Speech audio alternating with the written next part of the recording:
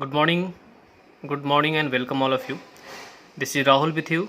Today, I am going to discuss the idioms and phrases which are very important for coming examination, and especially for the students who are preparing for SSC examination and different examination where idioms and phrases are asked. Right. So I'm here to discuss the idioms and phrases in this context. Today in this session we'll have around 20 different idioms and phrases with a discussion with a very good explanation. You'll understand the session and enjoy it, right? This is my first video. I hope you'll enjoy this. From the next time I'll upload a number of different videos on different chapters, and hopefully you will get benefited of it, right? And if you like it, please share with your friends and your family members who are preparing for examination. Thank you. So आज हम देख रहे हैं idioms and phrases की बात कर रहे हैं. सी सबसे पहली बात तो यह है कि अगर आप एसएससी का एग्ज़ाम दे रहे हैं तो फिर एसएससी के एग्जामिनेशन में आपका idioms एंड फ्रेज का अच्छा रोल है, अच्छे क्वेश्चन पूछे जाते हैं. तो हम बात करेंगे सबसे पहले जो फर्स्ट वर्ड हमारे पास दिया हुआ है, वर्ड जो फर्स्ट वर्ड दिया है, एक काम करिए आप इसका स्क्रीनशॉट ले लीजिए पहले, ठीक है. I hope everybody has taken this. So idioms and phrase का जो पहला वर्ड लिया है वो गेट दी एक्स है. The first word here is get the x. What do mean by get the x? Get the axe का मतलब होता है किसी को नौकरी से निकाल दिया जाना. If somebody gets the axe it means he और she is taken out of the particular company और job. He is no longer working anywhere, so he gets the axe, right. तो गेट्स दी एक्स का तो समझ में आ गया होगा कि किसी को अगर नौकरी से निकाल देते हैं तो उसको बोलते हैं गेट दी एक्स. अब इस तरह का एक और वर्ड आपने पढ़ा होगा, have an axe to grind. फिर सुनिएगा, have an axe to grind. अगर सपोज कीजिए कि I speak that you have an axe to grind, you have an axe to grind, इसका मतलब ये होता है कि you have very selfish motives and you are a selfish person. You think only for yourself, not for others, right? So if somebody has axe to grind, he is a selfish one, right? The next video the next word over here is the advent of. The advent of का मतलब होता है आगमन, किसी चीज़ का arrival. जैसे हम बोलते हैं ना, कंप्यूटर का अराइवल, जियो का अराइवल, किस चीज़ का अराइवल है ना. तो कंप्यूटर का जो अराइवल है उसने दुनिया को बहुत ही आसान तरीके से जीने पे विवश किया है. और अभी जो हम जी रहे हैं ना वो कंप्यूटर के देन है और आईटी टेक्नोलॉजी के देन है, राइट. तो हम इंग्लिश में इसको ट्रांसलेशन ऐसे बना सकते हैं, सेंटेंस बना सकते हैं, the advent of information technology, the advent of Jio, the advent of computers, the advent of spring and many more. So advent का मतलब होता है आगमन. Next word here is above board. अगर बोलता हूँ कि भाई मैं जो करता हूँ, जो बोलता हूँ पूरा एबव बोर्ड है, इसका मतलब स्पष्ट है, ठीक है. मेरा इरादा आपके प्रति एबव बोर्ड है, इसका मतलब क्लियर है. So my intentions are above board means it's very very clear, crystally clear. I have nothing that I am hiding from you. I have everything that is very clear to you and you understand this. So above board का मतलब हुआ clear होना. Keep abreast of. अगर आप किसी चीज़ की तैयारी कर रहे हैं, कोई काम करते हैं, तो you need to keep abreast of का मतलब हुआ कि आपको अपडेट रखने की ज़रूरत है, आपको इन्फॉर्मेशन रखने की आवश्यकता है. तो कीप एब्रिस्ट ऑफ का मतलब होता है जानकारी रखना. उसका अगला वर्ड है with in an S of. इसका मतलब होता है विद इन एन एस का मतलब होता है काफ़ी नज़दीक, काफ़ी नज़दीक, वेरी नियर. अच्छा, नेक्स्ट वर्ड बड़ा ही इंटरेस्टिंग है. क्या है? An afternoon farmer. अब बताओ भाई फार्मर कब जगता है, मॉर्निंग में जाइएगा कि आफ्टरनून में जाइएगा? अगर वो आफ्टरनून में जगता है इसका मतलब फार्मर बहुत ही ज़्यादा कैसा है, इंडोलेंट है, लेथार्जिक है, लेज़ी है. सो एन आफ्टरनून फार्मर का मतलब होता है एक ऐसा व्यक्ति जो बहुत ही ज़्यादा आलसी प्रवृत्ति का हो. आलसी व्यक्ति is an afternoon farmer, right. Affinity with. Affinity, अगर हमारी एफिनिटी किसके साथ है, इसका मतलब हुआ कि एफिनिटी का मतलब होता है किसी के साथ अच्छा सामंजस्य होना, मतलब हैव अ गुड रिलेशनशिप. और रिलेशनशिप भी सब बड़ी इज कॉल्ड एफिनिटी. तो रिलेशन किसी के साथ रखना is affinity, right. Keep up appearance is the next word. तो हम क्या पढ़ रहे थे, कीप अप अपीयरेंस एक नया वर्ड है, नेक्स्ट वर्ड जो मूविंग आप देख रहे हैं स्क्रीन पे।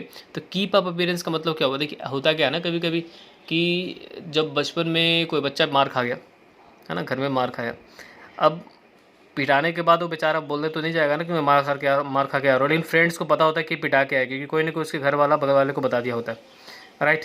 तो जब उससे पूछा जाता है क्या हुआ, कुछ नहीं, तो ऐसा प्रिटेंड करता है जैसे उसके साथ कुछ हुआ ही नहीं, राइट। तो कीप अप अपीयरेंस का मतलब होता है अपना जो नेचर है, आपका जो अपीयरेंस है उसको मेंटेन करके रखना, ताकि ये लगे कि कुछ हुआ ही नहीं है, मतलब everything is going as usual and I am maintaining such appearance that tells, that expresses that nothing has happened to me but something definitely has happened, right। तो कुछ ना कुछ हुआ है, लेकिन ऐसा प्रिटेंड करना कि कुछ नहीं हुआ है, कीप अप अपीयरेंस। इन एप्पल पाई ऑर्डर का मतलब होता है सुसज्जित ढंग से किसी चीज़ को रखना।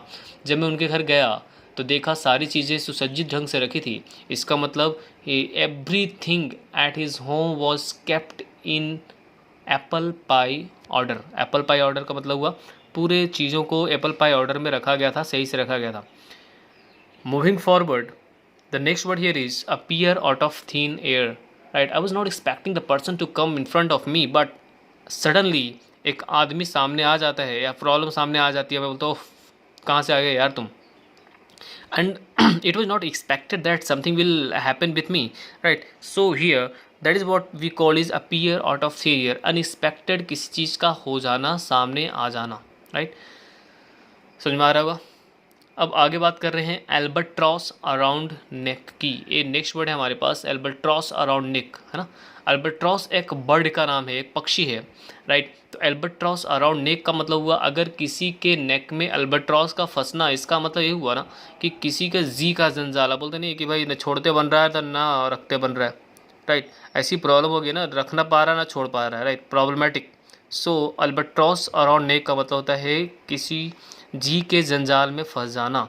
ऑल इन ऑल का मतलब होता है सर्वे सर्वा। मेरे फादर मेरे घर में सर्वे सर्वा है, मतलब सबसे बड़े हैं और वही हमारे घर के ऑनर हैं, वही सब कुछ देखते हैं, ठीक है। चलिए उस तरह से हम आगे बढ़ते हैं। विथ ओपन आर्म्स मतलब होता है बहुत ही दिल से किसी का वेलकम करना, ठीक है। और अगर किसी का कोल्ड वेलकम कर दिया, इसका मतलब है बेइज्जती कर दिया उसकी, ठीक है।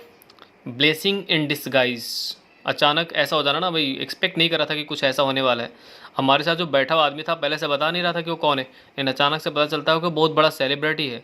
And I was expecting him to be inferior to me, but he became blessing in disguise, मतलब अनएक्सपेक्टेड किसी चीज़ का अचानक से पाया जाना, डिसगाइज में कुछ वरदान साबित होना। द ब्रेन ड्रेन का मतलब होता है migration of brain to different countries for work, है ना, so that the different countries could be benefited. A number of doctors and engineers every year go to different foreign countries to work, and they use their brain for that particular country, not for India, right। So this is what called to be brain drain। in short अगर मैं बात करूँ तो brain drain सही नहीं भी है और कुछ लोग बोलते हैं सही भी है, ठीक है। तो this depends, you know, this is a topic of discussion, we'll talk about this, you know, later on। अपिनाम्स का मतलब होता है रेडी टू फाइट, हमेशा तैयार है लड़ाई झगड़े करने के लिए। तो अपिनाम्स मतलब हिज ऑलवेज अपिनाम्स मतलब he's always ready to fight. Beat about the bush या फिर बीट अराउंड द बुश, दोनों का एक ही मतलब होता है इधर उधर की बातें करना। कुछ लोग होते हैं ना भाई, उनसे पूछोगे तो they will give you evasive reply. Evasive reply का मतलब होता है they will try to escape the real topic and they will give you sort of circumlocution आप बोल सकते हैं इसको, क्योंकि सर्कमलोक्यूशन भी होता है बीट अबाउट द बुश, मतलब इधर उधर की बातें करना। किक द बकेट, बड़ा ही अच्छा वर्ड है। किक द बकेट का मतलब होता है मर जाना, डाई, पास अवे, ठीक है। ऑन द ब्रिंक का मतलब होता है कगार पे। The many companies are on the brink of being bankrupt. अब बहुत सारी कंपनीज अभी जो पैंडेमिक है उनके कारण बहुत सारी कंपनी क्लोज होने वाली हैं, बहुत सारी कंपनी इंसॉल्वेंट होने वाली है। तो ऑन द ब्रिंक का मतलब हुआ कि कगार पे। लिप्स एंड बाउंड्स का मतलब होता है फास्ट, तेजी से, रैपिडली, बोला कि भगवान करे आप बहुत तेज़ी से बढ़े, है ना, may you grow leaps by leaps and bounds. तो इसका मतलब वो बहुत ही तेज़ी से ग्रो करना, बढ़ना, विकास करना। बेरी दी हैसेट, भाई होली में बोलते हैं ना, होली जब आया तो दुश्मनी को ख़त्म करते हैं, दोस्ती का हाथ बढ़ाते हैं।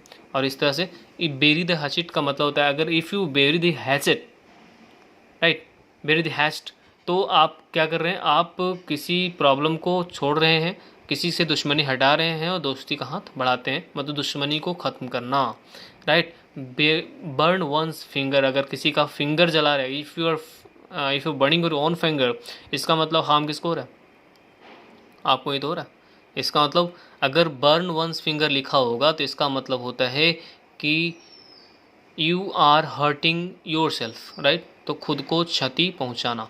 बॉडी एंड सोल का मतलब होता है बहुत मेहनत करना, राइट। बाइट द डस्ट का मतलब होता है धूल चटाना, किसी को धूल चटाना मतलब हराना, बुरी तरह से हटा देना, है ना।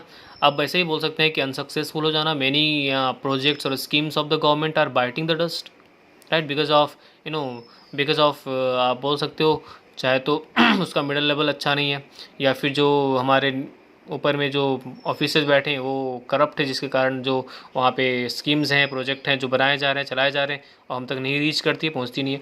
तो भाई बाइट द डस्ट का मतलब होता है अनसक्सेसफुल हो जाना और किसी को हराना। बीट द एयर, अगर आप हवा में छड़ी चलाते हैं, if you're beating the air, मतलब आप सबसे बुद्धिमानी वाला काम तो कर नहीं रहे, बेवकूफ़ी वाला काम है। बीट द एयर का मतलब होता है बेकार प्रयास करना, है ना, यूज़लेस काम को करना, ठीक है। ऐसा कोई एक्ट करना जो ज़्यादा बेनिफिटेड आपके लिए नहीं होने वाला, ठीक है। बीट द एयर का मतलब हुआ बेकार प्रयास करना, है ना।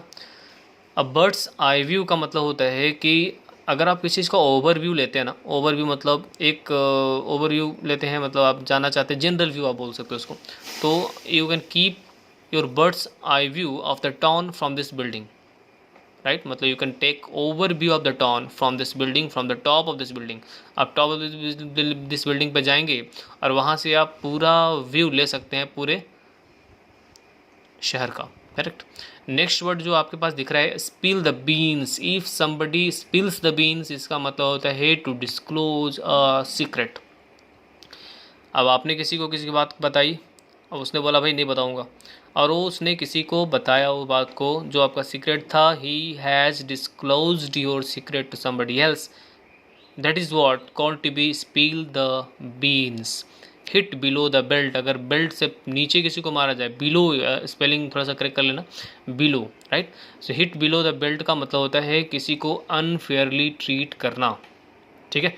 I hope you must have enjoyed the video, you must have enjoyed the video, and from the next session I'll come with the next video, different videos and better videos, because I don't have all tools available with me right now. That is why I'm making videos in this way.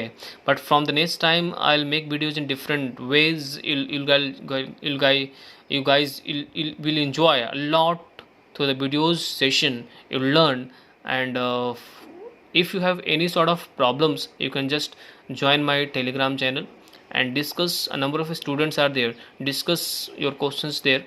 Thank you, thank you for being with me. Enjoy, and stay safe, stay home. Thank you.